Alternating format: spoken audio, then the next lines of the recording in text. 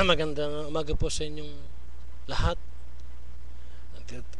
Dito po ako si Pastor Roland, dito po sa Layton, Utah, USA. Ang ating pong susunod na tatalakayin ay si Ginoong Eliseo Soriano naman, ang kanang kamay ni Satanas sa apalit. Ginoong Eliseo Soriano, sinasabi nyo ng marami na matalino kayo. Hindi kayo matalino. Matalino kayo manloko, mantaya, ang brainwash ng tao. Daang libong kaluluwa na ang nadala nyo sa impyerno. Kung di kayo titigil sa kaibangang kabalbalang kalokohan nyo ito, sugado mananagat kayo sa Diyos.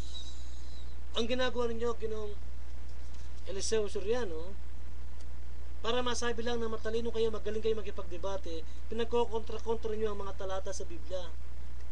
Nung minsan nagkipagdebate kayo, ang kalaban nyo sa debate, pinatunayan niya na iisa lamang ang Diyos. At kayo naman, para masabing matalino kayo, gusto nyo patunayan na marami ang Diyos. Hindi po ba naman kabalbalan to? Ang sabi ni Santiago, maging ang mga demonyo naniniwala sa Diyos na iisa lamang ang Diyos at nanginginig pa sila. Kayo, ang dami niyong Diyos. Eliseo Soriano, hindi po kayo tunay na mga ngaral. Self-proclaimed preacher kayo. Hindi kayo kailan naman matatanggap sa langit. Ito mga kalakuang kabalbalang pinagagawa ninyo, sinulat ko po, pinapanood ko ang inyong mga video sa YouTube. Ito pong isang kalakuang kabalbalang na ginawa ninyo, pinagsasabi nyo sa mga tao, sa inyong video, sinabi nyo mismo na hindi lamang si Jesucristo ang daan, pero pang ibang mga daan.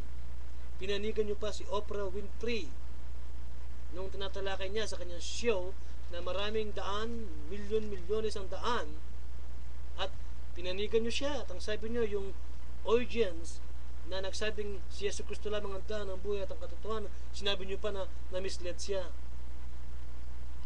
Eliseo Soriano, ito po ang sinabi ninyo. Jesus Christ is not the only way to heaven. There are other ways, other means in going to heaven. Samantalang ang liwanag na sinabi ng Biblia, ako ang daan, ang buhay at ang katotohanan. Alam niyo po ba ang ibig sabihin nun? I am the way, the only way. There's no other way. I am the way, I am the truth, and I am the life. At pagkatapos sasabihin nyo, meron pang ibang daan, hindi lamang si Jesucristo ang daan. Kung kapal-pala na itong mga pinagagawa nyo ito, kinokontra nyo mismo ang salita ng Panginoon para lamang masabing magaling kayo at matalino. Eliseo Soriano, kayo natang may pinakamaruming bunganga sa lahat ng mga ngaral, mga self-proclaimed preacher. Bila na ang aral ninyo. At minsan pa, sinabi nyo sa inyong video, nung kausap nyo pa sila Danny, Josel at Willie, ang mga kanang kamay nyo dyan, at ang sabi pa ninyo, it is just natural for a man to lust or urge to the same sex. Urging to the same sex it's just natural. Kalokohan, kapalpalan. Magnasa ka sa kapwa mo lalaki, hindi kasalanan, natural lamang yon. At bakit ba patuloy mo din na-justify yung mga bakla? Siguro nga tama ang sumbong at akusasyon sa iyo na bakla ka. Eliseo Soriano, binabay ka. Hindi mo ba alam sa Matthew chapter 5 verse 20, tumingin ka lamang sa isang babae na may pagnanasa, hindi mo pa tinatabihan, wala ka pang ginagawa, nagkasala ka na sa iyong pag-iisip ng pangangalo niya. Yung pang magnasa ka sa kapwa mo lalaki, at para sa iyo yung pagiging bakla hindi kasalanan, ang pagiging tomboy hindi kasalanan. Bakit? Bakla ka nga siguro. Eliseo Soriano, kayo pong miyembro ng kultong ito ng dating daan o Church of God International, kung di nyo iiwanan ng kultong ito, sigurado may impyerno kayo. Ito pa sa Roma 3:10 at 23, nasabi rito, not all were separated from the Lord. Kaya ang sabi ng Biblia, all have sinned and come short to the glory of God. Sasabihin nyo, merong mga hindi nagkasala, merong mga matutuwid.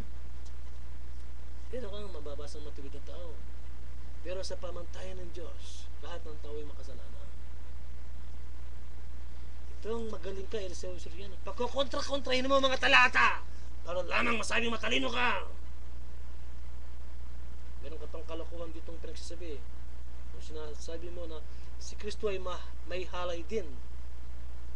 The urging or desires of a bakla and tomboy are also the desires of Jesus Christ. Blasphemy! Si Yesu Kristo ay Diyos!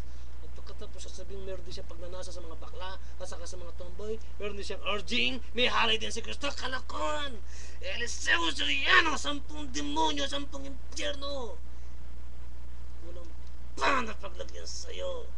Kung natin ang pinakamasamang self-proclaimed preacher, may pinakamaraming bunganga. Di pa kayo nangingilabot dyan? Kayong mga miyembro ng kultong ito, habang nagmumura ang taong ito, nagpapalakpakan kayo, nagsisigawan kayo, gustong-gusto nyo pa. Parang blessed na blessed pa kayo na nagmumura ang kultong ito. Eliseo Soriano, bilang na po ang araw niya. Ito pa, that God is not omnipresent. Alam mo ba ang kalokohan mo? Pwede ba maging Diyos ang Diyos kung di niya taglay ang tatlong ito, ang katangian ito? Omnipresent. Ang ibig sabihin ito, sa lahat ng lugar ay nandun siya sa lahat ng dako. Bawat oras, bawat minuto nandun siya sa lahat ng lugar. At number 2, omniscience. Alam niya ang lahat ng bagay. At omnipotent. Kaya niyang gawin ang lahat ng bagay. Tapos sasabihin mo, Diyos hindi omnipresent. Sino ka para magkawa ng mga invento, ng mga katuruan, at lokohin mo ang mga tao? Eliseo Soriano, hintayin mo ang pagdating ko dyan. Maghaharap tayo. Tayo ang magdidebate.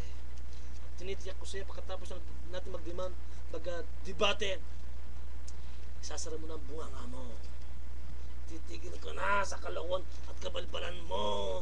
Magsisisi ka na at ibalik mo na sa mga tao ang pera nila. Ang mga pinagluloko mo. Bilang na ang araw mo. Eliseo Soriano.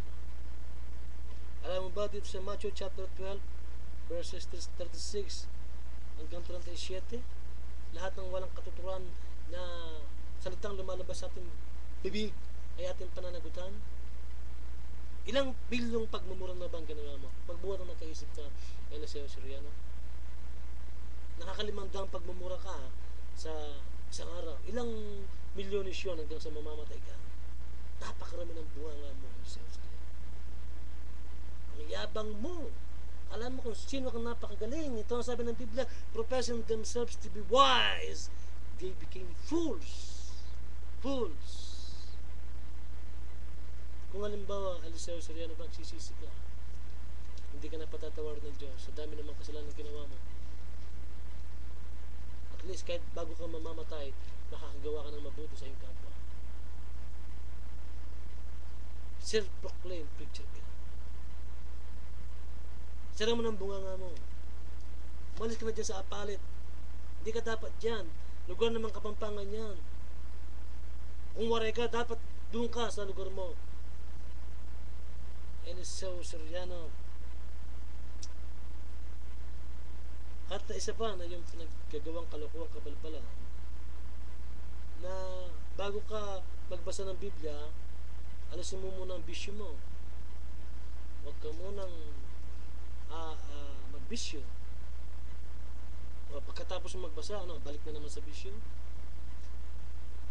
Kayong mga miyembro ng kultong ito, kung di nyo iiwanan ang taong ito, walang pagsasala, kasama kayo may impyerno ng kultong ito.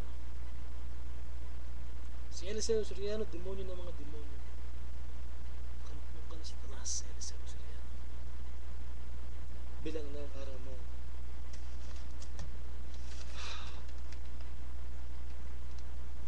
Itong mga kalokohan na nagagawa mo, ginajustify mo mga bakla na hindi kasalanan ng pagiging bakla. Siguro nga bakla ka, kaya ganun na lang ang pagtatanggol mo sa mga bakla. Eliseo Soriano, may impyerno ka sa